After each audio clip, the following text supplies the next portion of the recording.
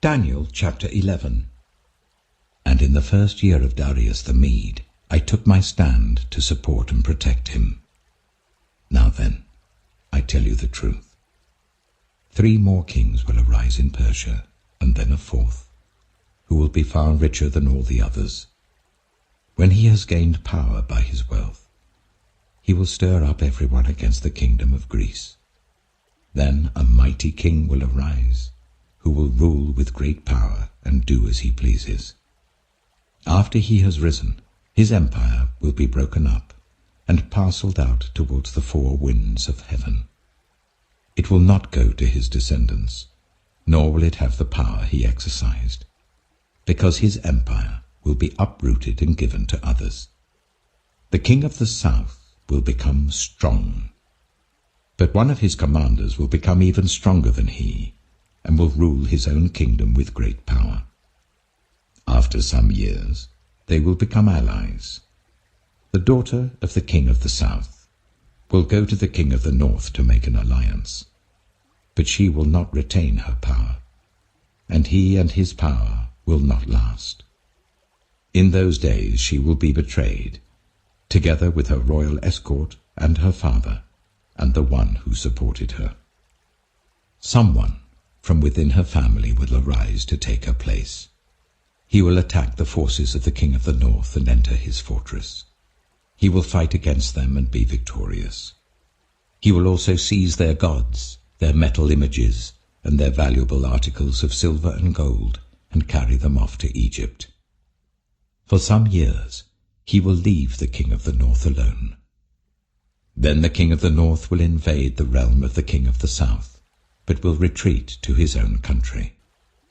His sons will prepare for war, and assemble a great army, which will sweep on like an irresistible flood, and carry the battle as far as his fortress. Then the king of the south will march out in a rage and fight against the king of the north, who will raise a large army, but it will be defeated. When the army is carried off, the king of the south will be filled with pride, and will slaughter many thousands. Yet he will not remain triumphant.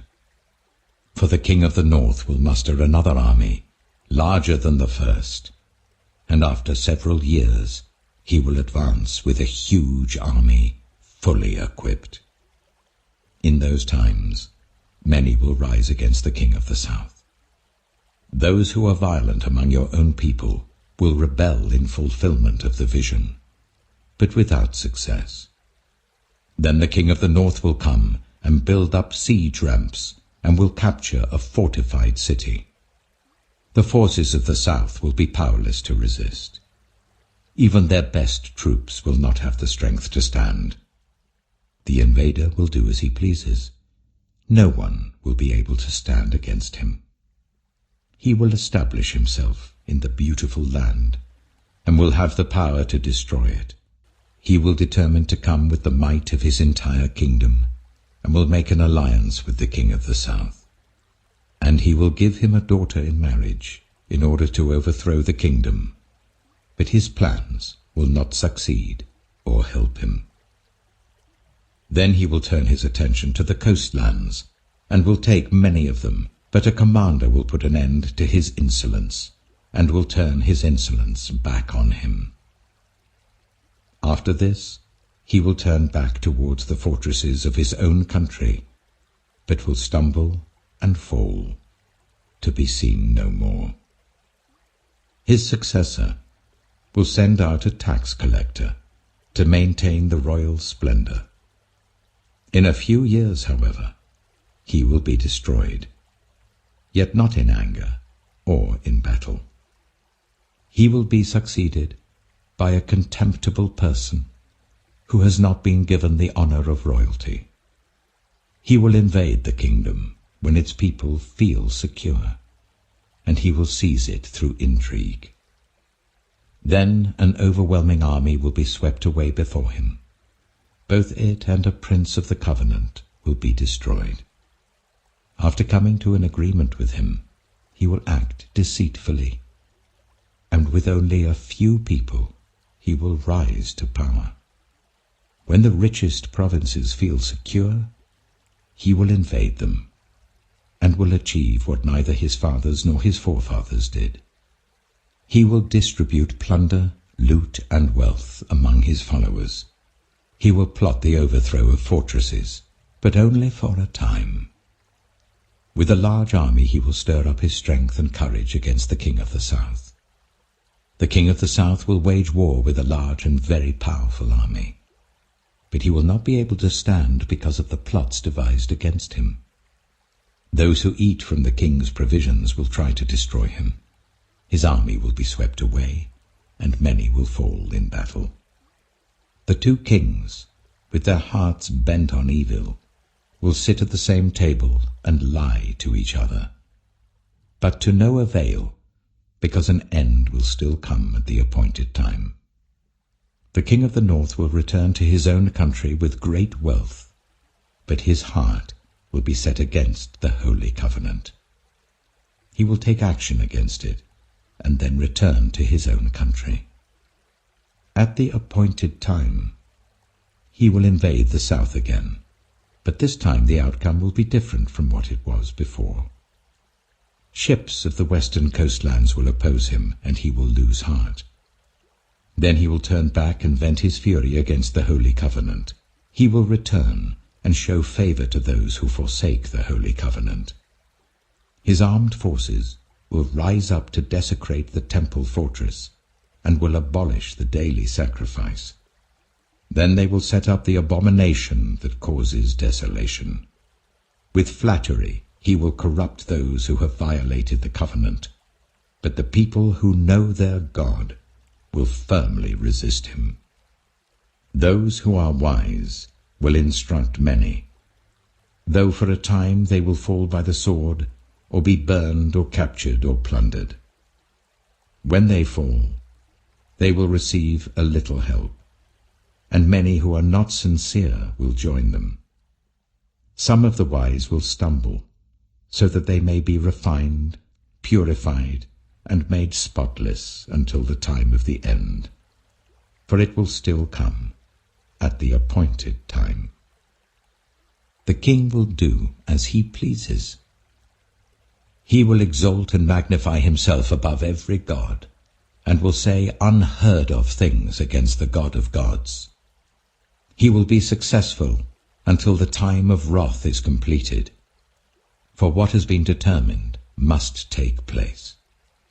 He will show no regard for the gods of his ancestors, or for the one desired by women, nor will he regard any god, but will exalt himself above them all. Instead of them, he will honor a god of fortresses, a god unknown to his ancestors. He will honor with gold and silver, with precious stones and costly gifts. He will attack the mightiest fortresses with the help of a foreign god, and will greatly honor those who acknowledge him. He will make them rulers over many people, and will distribute the land at a price. At the time of the end, the king of the south will engage him in battle, and the king of the north will storm out against him with chariots and cavalry and a great fleet of ships. He will invade many countries and sweep through them like a flood. He will also invade the beautiful land. Many countries will fall, but Edom, Moab, and the leaders of Ammon will be delivered from his hand. He will extend his power over many countries. Egypt will not escape. He will gain control of the treasures of gold and silver and all the riches of Egypt, with the Libyans and Cushites in submission.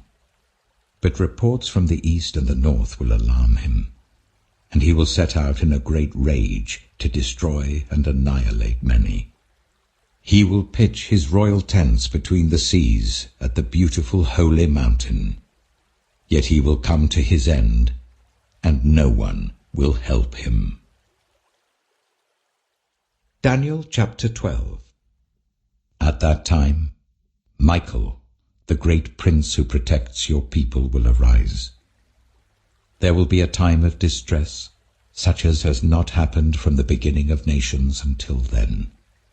But at that time your people, everyone whose name is found written in the book, will be delivered. Multitudes who sleep in the dust of the earth will awake, some to everlasting life, others to shame and everlasting contempt. Those who are wise will shine like the brightness of the heavens, and those who lead many to righteousness like the stars forever and ever.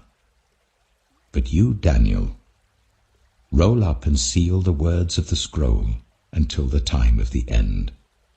Many will go here and there to increase knowledge. Then I, Daniel, looked, and there before me stood two others, one on this bank of the river, and one on the opposite bank. One of them said to the man clothed in linen, who was above the waters of the river, "How long will it be before these astonishing things are fulfilled?" The man clothed in linen, who was above the waters of the river, lifted his right hand and his left hand towards heaven. And I heard him swear by him who lives forever, saying, "It will be for a time, times and half a time, when the power of the holy people has been finally broken.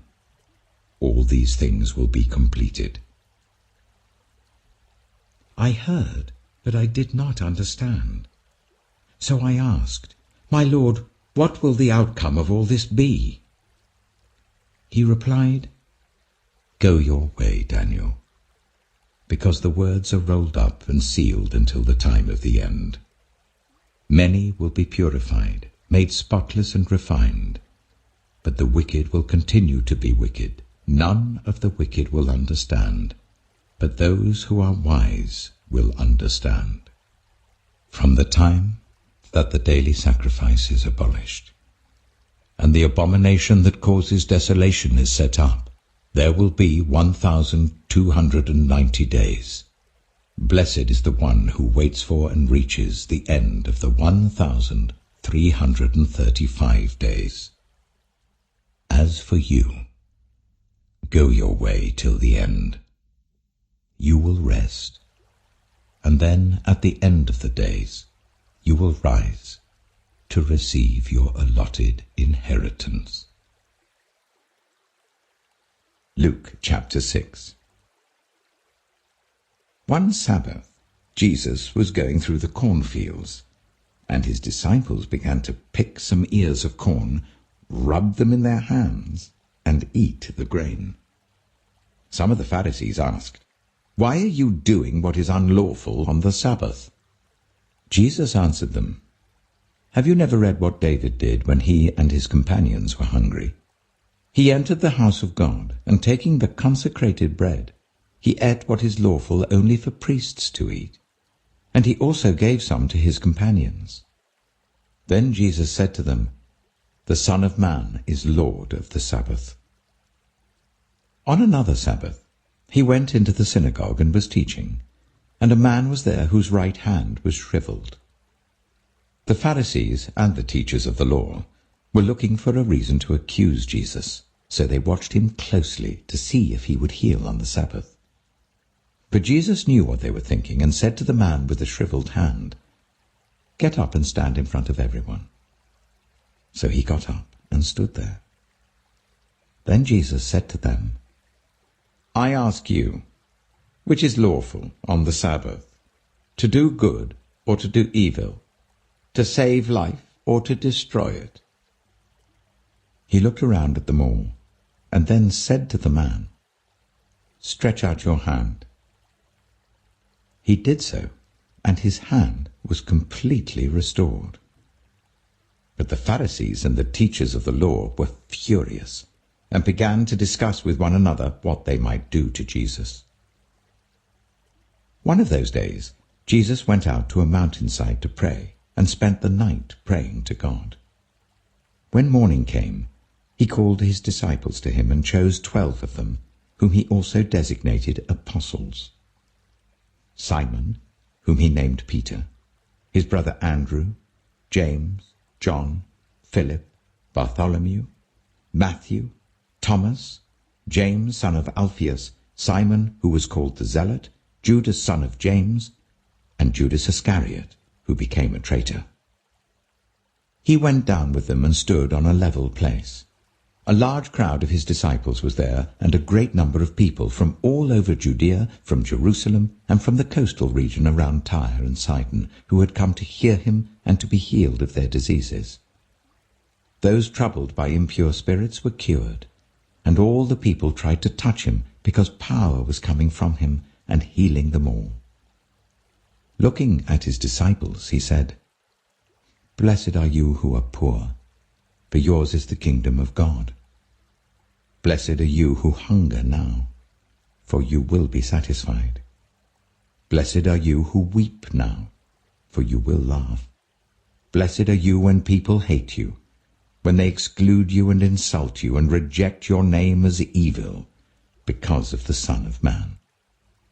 Rejoice in that day and leap for joy, because great is your reward in heaven. For that is how their ancestors treated the prophets. But woe to you who are rich, for you have already received your comfort. Woe to you who are well fed now, for you will go hungry. Woe to you who laugh now, for you will mourn and weep. Woe to you when everyone speaks well of you, for that is how their ancestors treated the false prophets. But to you who are listening, I say, love your enemies, do good to those who hate you, bless those who curse you, pray for those who ill-treat you. If someone slaps you on one cheek, turn to them the other also. If someone takes your coat, do not withhold your shirt from them. Give to everyone who asks you, and if anyone takes what belongs to you, do not demand it back. Do to others as you would have them do to you. If you love those who love you, what credit is that to you? Even sinners love those who love them. And if you do good to those who are good to you, what credit is that to you? Even sinners do that. And if you lend to those from whom you expect repayment, what credit is that to you? Even sinners lend to sinners expecting to be repaid in full. But love your enemies, do good to them, and lend to them without expecting to get anything back. Then your reward will be great, and you will be children of the Most High, because he is kind to the ungrateful and wicked. Be merciful, just as your Father is merciful. Do not judge, and you will not be judged. Do not condemn, and you will not be condemned. Forgive, and you will be forgiven. Give, and it will be given to you. A good measure, pressed down, shaken together, and running over, will be poured into your lap. For with the measure you use, it will be measured to you. He also told them this parable. Can the blind lead the blind? Will they not both fall into a pit? The student is not above the teacher, but everyone who is fully trained will be like their teacher. Why do you look at the speck of sawdust in your brother's eye and pay no attention to the plank in your own eye? How can you say to your brother, "Brother, let me take the speck out of your eye," when you yourself fail to see the plank in your own eye? You hypocrite! First take the plank out of your eye, and then you will see clearly to remove the speck from your brother's eye. No good tree bears bad fruit, nor does a bad tree bear good fruit. Each tree is recognized by its own fruit. People do not pick figs from thorn bushes or grapes from briars. A good man brings good things out of the good stored up in his heart, and an evil man brings evil things out of the evil stored up in his heart. For the mouth speaks what the heart is full of. Why do you call me Lord, Lord, and do not do what I say? As for everyone who comes to me and hears my words and puts them into practice, I will show you what they are like. They are like a man building a house who dug down deep and laid the foundation on rock. When a flood came, the torrent struck that house, but could not shake it, because it was well built. But the one who hears my words and does not put them into practice is like a man who built a house on the ground without a foundation. The moment the torrent struck that house, it collapsed, and its destruction was complete.